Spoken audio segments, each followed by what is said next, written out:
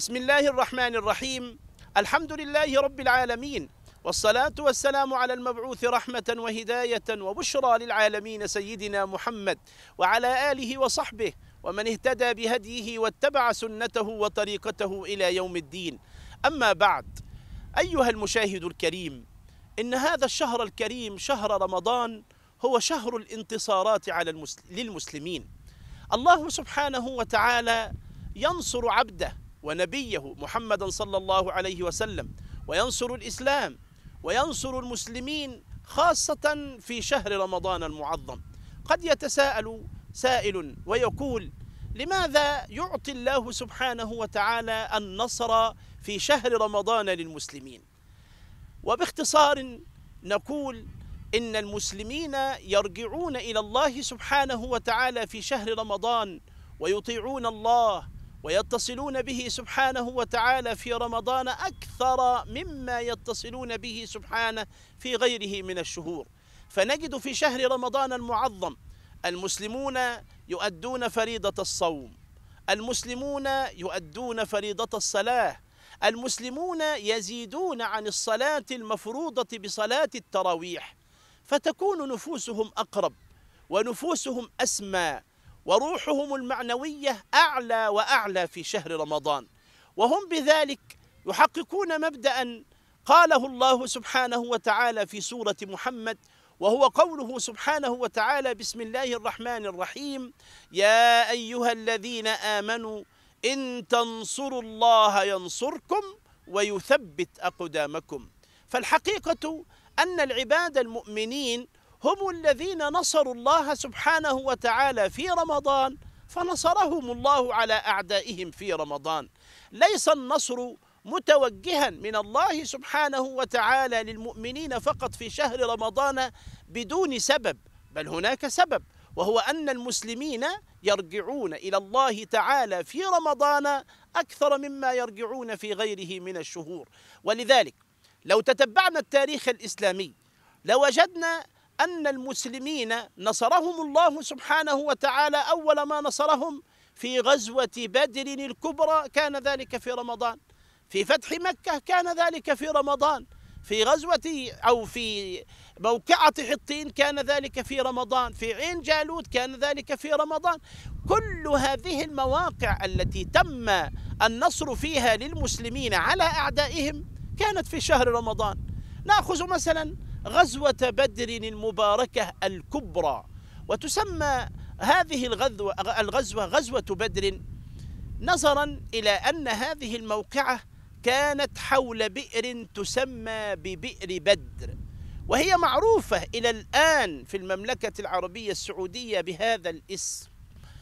وهناك موقعة صغيرة تسمى بدر الصغرى كانت بعدها، ليست هذه هي المقصودة. ولذلك المؤرخون وأرباب السير يقولون غزوة بدر الكبرى، وهي غزوة وليست سرية، لأن النبي صلى الله عليه وسلم حضر هذه الغزوة وكان القائد صلى الله عليه وسلم للمسلمين.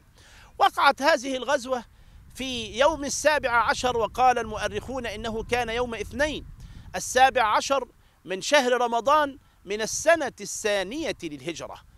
أراد الله سبحانه وتعالى بهذه الغزوة أن يفرق بين الحق والباطل، بين الإيمان والكفر، كما فرق الله سبحانه وتعالى بإسلام سيدنا عمر، وسمي سيدنا عمر رضي الله عنه بالفاروق لأن الله عز وجل أعز بإسلامه المسلمين وفرق بإسلامه بين الحق والباطل وبين الشرك والإيمان. كذلك غزوة بدر هذه تسمى غزوة الفرقان، لأن الله سبحانه وتعالى فرق فيها بين الحق والباطل، فرق فيها بين الكفر والإيمان، وسماها الله سبحانه وتعالى بيوم الفرقان، يوم التقى الجمعان. سميت بهذه الغزوة بهذا الاسم لأن الله سبحانه وتعالى أراد فيها التفريق بين زلة المؤمنين التي كانوا عليها طوال هذه الحياة، وبين أن يكون لهم شأن وشأن في هذه الدنيا. قال الله سبحانه وتعالى ذلك، وامتن الله سبحانه وتعالى على المؤمنين بذلك، وقال في سورة التوبة: ولقد نصركم الله ببدر وأنتم أذلة فاتقوا الله لعلكم تشكرون. لماذا كانوا أذلة؟ كان المسلمون قليل العدد، كان عددهم 313، أما الكفار فكانوا يزيدون على 900، وقال بعضهم كانوا 1000. فتخيل 313 يواجهون من المشركين وصناديد الشرك والكفر، وكانوا آنذاك في أهل مكة كانوا أثرياء وكان عندهم عدة وعتاد ومنع، والمسلمون قلة، والمسلمون 313 في جهد جهيد فقراء. ولذلك قال الله سبحانه وتعالى ذلك: ولقد نصركم الله ببدر وأنتم أذلة. ترى ما السبب؟ ما السبب أن الله سبحانه وتعالى أعطى نصره للمؤمنين بهذه القلة العددية وبهذه القلة في العدة؟ أن المسلمين آنذاك الصحابة الكرام رضوان الله عليهم كانوا على صلة بالله سبحانه وتعالى. الصحابة الكرام هؤلاء هم أفضل الصحابة. الإمام البيجوري رحمه الله يقول: وأفضل الخلق على الإطلاق نبينا فمل عن الشقاق، والأنبياء يلونه في الفضل وبعدهم ملائكة ذو الفضل. ثم يأخذ رضي الله عنه ويقول: وخيرهم، خير أصحاب النبي، من ولي الخلافة وأمرهم في الفضل كالخلافة، يليهم قوم كرام بررة عدتهم 6 تمام 10، فأهل بدر فبيعة الرضوان. أهل بدر المعدودون بعد 10 المبشرين بالجنة، هؤلاء أفضل الصفوة من الصحابة رضوان الله عليهم، أهل بدر. حتى أن سيدنا عمر بن الخطاب رضي الله عنه كان يستشير فكان يجمع أهل بدر، وكان سيدنا أبو بكر الصديق رضي الله عنه يجمع أيضا أهل بدر. وحينما يكتب المؤرخون يقولون: كان فلان بدريا.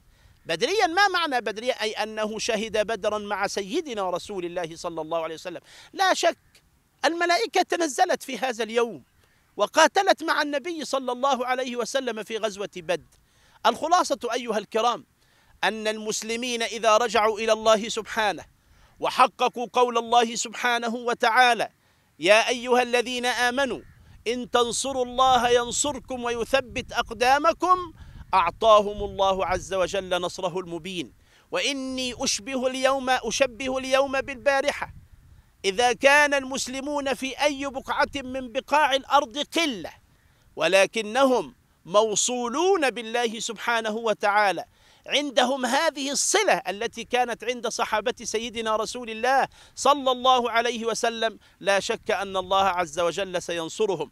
وهو الدرس المستفاد من غزوة بدر الكبرى: يا أيها الذين آمنوا إن تنصروا الله ينصركم ويثبت أقدامكم.